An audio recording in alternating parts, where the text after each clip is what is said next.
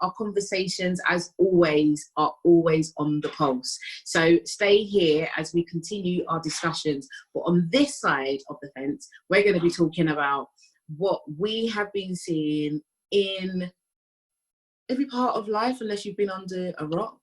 The whole BLM movement, which is Black Lives Matter movement. We've all got a lot going on and we've all got a lot to say. There's so many things that have been happening, and whether it's because of our global crisis where we're all at home, so we're all going to see everything and the internet's working really well, so everybody gets to see everything right now, we're all on it. Or is it the fact that we as a people, as Black people, just unite no matter where we are in the world? Sister T, I can see you nodding your head away, ready to burst. Hit us up. What do you think, and why do you think that the Black Lives Matter movement is rolling rampage right about now in the lives of Power people? to the people. Power to the people. No, seriously, I think what you just said about Black people uniting wherever they are in the world, that's literally what it is. It's in our blood. Like, we come together, we overcome. We face every challenge together as a community. We take the village thing seriously. I think there's an African proverb where it says it takes a village to raise a child. Yeah, and we literally thank you, Sakina. Like we literally embody that, like in our day-to-day, in our reality. Doesn't matter what's going on, we come together, we stick together like it's our own. So I'm not surprised that the UK have started up protesting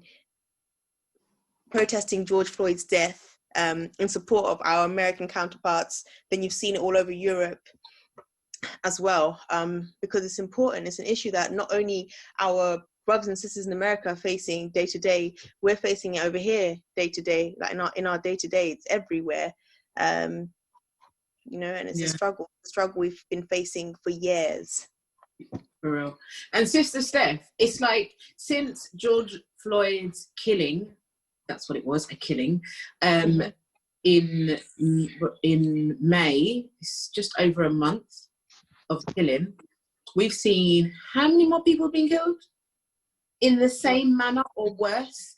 What does that do to you as a mother who is raising kings herself, raising future queens, who's married to a king too? Where you at? It sort of kills you inside to see that happen, and you still see people saying all life matter. No one is saying all life does not matter, but how can all life matter when a particular people you put them down, you kill them for no reason? So all life would not matter until Black Lives Matter. So I put something on my Instagram page and people were coming, and it was so infuriating to see a mother raise a child to a certain age and someone just snipped the life out of them for no reason, just because of the color of their skin. No one has the choice to say, okay, I want to be born Black or I want to be born white. We all came into this world, the same. So I don't see the reason why people will be killed because of their race. It's stupid. It's been happening for 400 years. And I think the worst thing that makes me so furious as well is when you see like people from Africa or people from Nigeria saying, oh, why are you guys worried about it? We're all Blacks together. If it's happening in America, it's happening in the UK, it's going to happen everywhere in the world as far as we're Black. You have the Black melanin in your skin.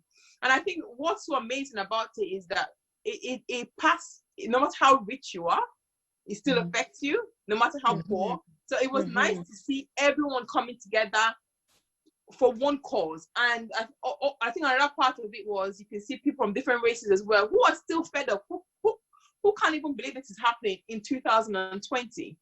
So I have a son, I have 2 daughters, and it just breaks my heart to see that this is the kind of world they're going to be living in. And I really hope that this is not just another charade. I really hope that changes will be made. And another thing, when I was watching the news, when they talk about the statues being removed, it's a different topic. Why is there a problem removing these people who had dealt with slavery, who started slavery, who sold people, who killed millions of Africans? Why is there a problem getting those statues down? It doesn't represent what we are it doesn't represent the future. It doesn't represent our life. So during that period, I was in tears. Like every day I see different videos. I'm thinking, George Floyd has died. More people are still being killed. There's a video I watched of a guy in his car. I think he was drunk. He was just sleeping in his car because he didn't want to drive. And then somebody called the police on him because he was black. And the police came, and instead of helping him, if it was a white boy, they would have driven him to his house and taken him there. They shot him dead. So it's like, it's disheartening. It's painful. And I just hope this whole everyone coming out is not just going to die down and things continue as usual. Another thing I'm going to say is, when you see the president of the most powerful nation of the world not taking this seriously and calling it something else, when we obviously see this is racism. It's not anything about politics, it's racism. And you see leaders talking about this in a way, sorry, I'm blabbing about this, but I hold it so passionately, and I can see some few changes. I hope he stays. I hope he gets better. I hope one day a black child and a white child will have the same chances in the world, and one won't be discriminated against because they're just born black, which is not their fault. Yeah, you know what, Steph, what you said is so true, and so many different things we could all come about. And don't apologize. Never apologize for who you are as a woman, and never apologize for how passionate you are about whatever you're passionate about, including your own family, your children, your kings and your queens. And it's just a shame we are in the world we are in today, but thankfully we are seeing a change. Whether it's as large as we want to see it right about now, change is happening, so it's important. But even though change is happening, we still have to deal with some interesting people. I won't name any names, but Tafara, yeah, just take it away, because like I can't. Like, please let us know about this young lady and her opinions about BLM. Miss Malaysia. So there's been a very common narrative during this whole period, and it's educate yourself before you open your mouth. And she clearly failed to do that. She spoke in she said some very insensitive and ignorant comments. You know, she put that out on a platform where a lot of people follow her, look up to her. She's a beauty queen, so she, you know, she obviously has she's got a huge following. Saying things like, to the black people, relax, take it as a challenge, makes you stronger, to learn a certain lesson, accept it as it is. Till now, hunger and poverty still exists. It is what it is. It's inevitable. She's comparing being black to hunger and poverty, guys. Yeah. It's best you do is remain calm, protect your heart, don't allow it to crumble. That's your responsibility. In the heat of everybody saying something about the matter at hand, she put out that comment without thinking. It would be a shame if she was thinking when she said it.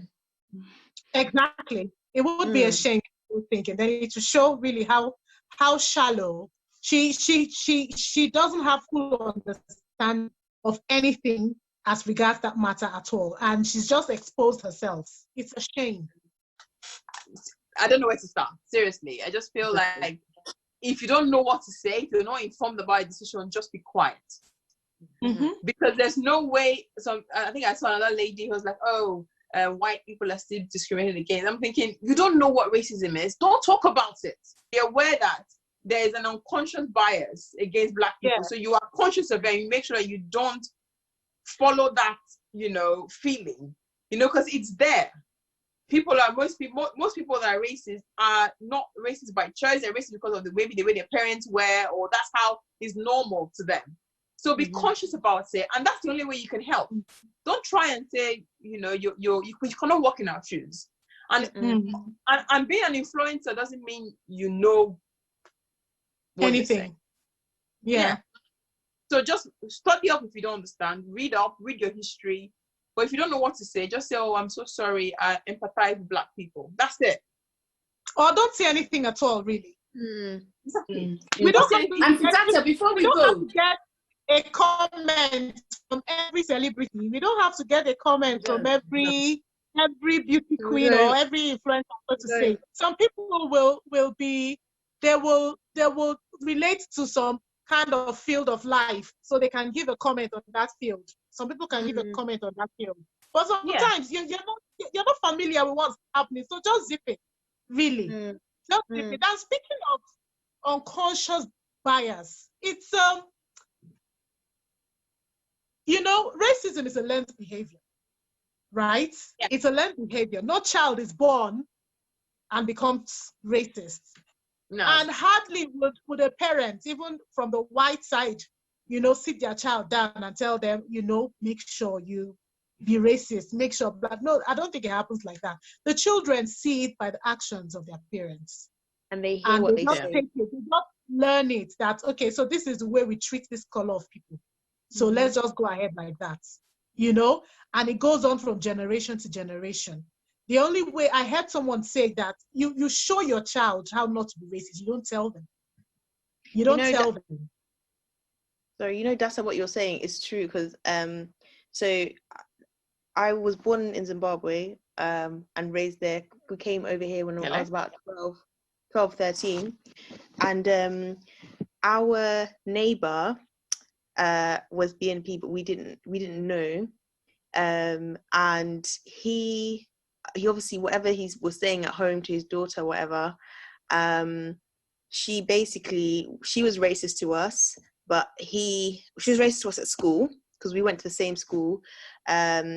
And people obviously intervened to stop that. That was the first experience of racism we had. The second, actually, because the first was her dad. One day, he walked out of his house when my sister and I were sat on the wall, and he just said, "I'm sick and tired of you, bleep, N-word," just out in the street, just like that. And from that, obviously, then she went and did what she did when we were at school. So it's exactly what you're saying. What they see at home, what their parents are doing, that's what they're going to do. And that's shocking. That's so shocking. Like, we've heard all these things, but we shouldn't dwell on them, because even dwelling on them does something to you. To think that as a Black person, you can live in an environment where you have to change your name. Like, so many people came with their native born names to this country, but because, they are scared that, either they wouldn't pronounce it or they wouldn't get a job. Well, all those things are racism. All those things are, why? But you have to be conscious of it, because it happens. Because there's some times when you send that's exactly what I'm saying. It does happen. Yeah. It does happen, but it shouldn't happen. People should be allowed to embrace themselves for who they are. It happens. These are the things that are happening that are making the Black Lives Matter movement matter, because the movement matters. If the Black people, if we can own ourselves and be confident in ourselves to speak our language on the phone and not feel like, to speak the way we speak without, feeling the need to coin our tone and speak in the accent of the society where we're in, because we are afraid of not as well. Our hair a certain way. Regardless, because we are full human beings with the same brain, with the same mind, the same intellect. We can learn. We excel. Come on, Black people, we're very smart. We're very smart, and nobody can take that away from us. And I think moving forward with the movement is us coming to the place where we can speak up and, be sure that when we've come, we've come. We don't have to feel inferior because we're Black. In fact, Black is our magic. Black is our power now. You should be proud of who you are. That's that's what they're taking away from us. We should be proud of. We should walk into a room with our heads held high, knowing that you're in the same playing field. You shouldn't shrink yourself. You shouldn't feel, because I'm Black, I should be that way. So now we're feeling that way. We're feeling human. That's how a human's meant to feel. Yes. Do you understand? That's how humans are meant to feel. And that's why, I hope it continues.